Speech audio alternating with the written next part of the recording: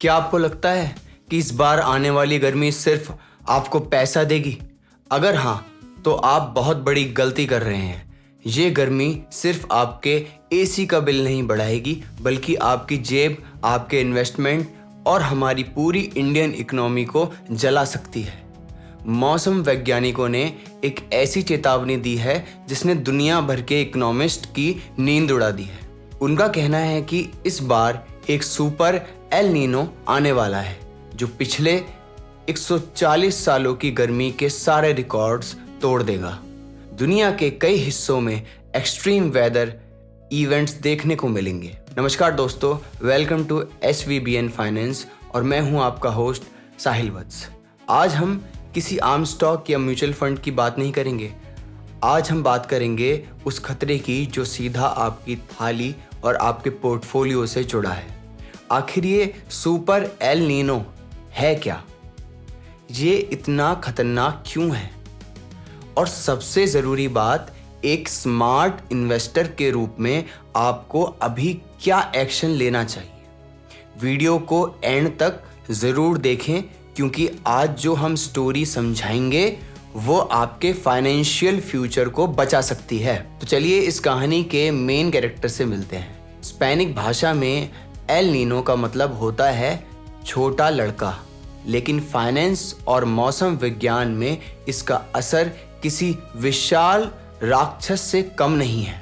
Normal condition में समुद्र की सतह का गर्म पानी एशिया और ऑस्ट्रेलिया की तरफ बहता है, लेकिन एल नीनो के दौरान ये सिस्टम उल्टा पड़ जाता है। इक्वेटर के पास प्रशांत महासागर, जिसे हम पैसिफिक ओशन भी बोलते हैं, उसका पानी नॉर्मल से बहुत ज़्यादा गर्म हो जाता है और साउथ अमेरिका की तरफ बहने लगता है।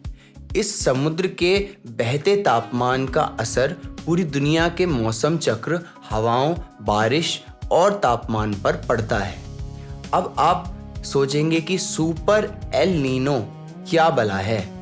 जब प्रशांत महासागर के पानी का जो तापमान है वो नॉर्मल से थोड़ा बढ़ता है तो उसे एल नीनो कहते हैं।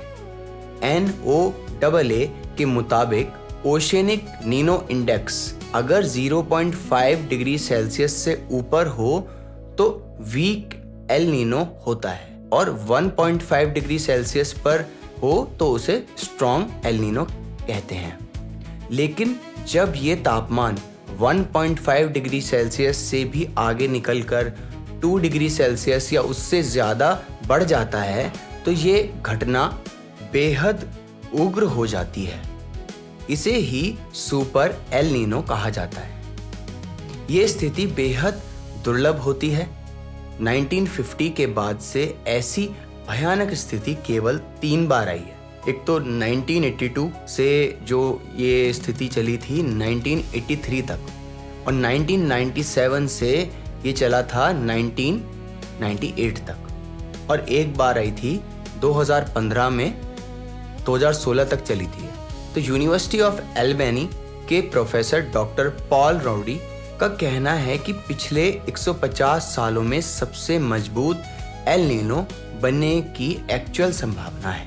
यूएस की नेशनल ओशनिक और एटमॉस्फेरिक एडमिनिस्ट्रेशन और क्लाइमेट प्रिडिक्शन सेंटर ने भी जून से अगस्त के बीच एल नीनो डेवलप होने के 62% चांसेस बताए हैं, जो 2026 के अंत तक चल सकता है। वर्ल्ड मेट्रोलॉजिकल ऑर्गेनाइजेशन के अनुसार साल 2025 पहले ही रिकॉर्ड पर तीसरा सबसे गर्म साल था, और इस साल यानी 2026 में जो गर्मी बहुत ज़्यादा होने वाली है, जब ग्लोबल वार्मिंग और एल नीनो आपस में मिलते हैं तो ये एक डबल अटैक बन जाता है।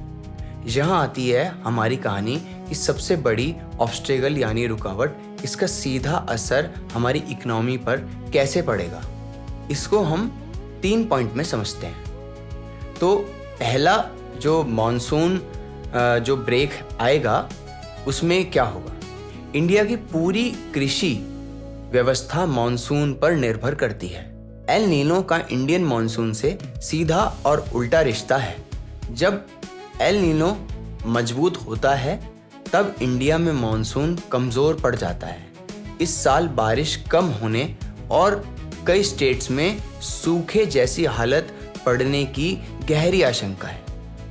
दूसरा पॉइंट है हमारा खेती और महंगाई। बारिश कम होने से धान और गन्ने जैसी फसलों की पैदावार बुरी तरह गिर सकती है।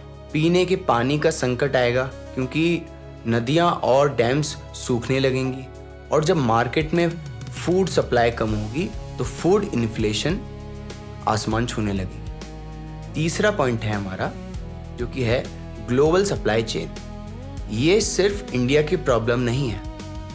साउथ अमेरिका में भारी बारिश और विनाशकारी बाढ़ आ सकती है। ऑस्ट्रेलिया और इंडोनेशिया में भयंकर सूखा और जंगलों में आग लगने की घटनाएं बढ़ने की आशंका है। इसका मतलब कि ग्लोबल रॉ मटेरियल्स और कमोडिटीज के दाम तेजी से फ्लक्चुएट करेंगे। आपने वीडियो यहाँ तक देखी है, इसका मतलब आप एक सीरियस इन्वेस्टर हैं। तो अब आते हैं सॉल्यूशन पर। As an SVBN finance viewer, आपको इस सुपर एल नीनो से घबराना नहीं है, बल्कि इसके लिए अपनी स्ट्रेटेजी तैयार करके रखनी है। जब इकोनॉमी में सूखा पड़ता है और इन्फ्लेशन बढ़ता है तो RBI इंटरेस्ट रेट कट करने में देरी कर सकती है। इसका असर स्टॉक मार्केट पे सीधा पड़ सकता है। अगर आप स्टॉक मार्केट में हैं तो आपको उन सेक्टर्स पर ध्यान देना चाहिए जो रॉ मटेरियल कॉस्ट बढ़ाने से सबसे ज़्यादा इफेक्ट होते हैं, जैसे FMCG fast moving consumer goods. धान और गन्ने की कमी से शुगर स्टॉक्स और राइस एक्सपोर्टर कंपनीज के जो मार्जिन है उस पर प्रेशर आ सकता है। वहीं ऐसी कंपनीज जो एग्रीगेशन सिस्टम, सीड्स या फर्टिलाइजर बनाती हैं, उन पर गवर्नमेंट का फोकस बढ़ सकता है। एक सक्सेसफुल इन्वेस्टर वही है जो कहानी का एंड पहले से देख ले। यूरोपियन मॉडल्स जैसे NOAA और ECMWF फॉरकास्ट कर रहे हैं कि एल नीनो सर्दियों यानी 2026 से 2027 तक मजबूत रहेगा। कुछ अनुमान तो ये भी कहते हैं कि तापमान टेम्पररी प्री इंडस्ट्रियल लेवल से 1.5 डिग्री सेल्सियस या 2 डिग्री सेल्सियस से भी मतलब ऊपर जा सकता है। इसका मतलब ये वोलेटिलिटी लंबी चलने वाली है। अपने पोर्टफोलियो को डाइवर्सिफाई करें, इमरजेंसी फंड को स्ट्रॉन्ग रखें, क्योंकि इन्फ्लेशन बढ़ने पर घर के खर्चे बढ़ेंगे।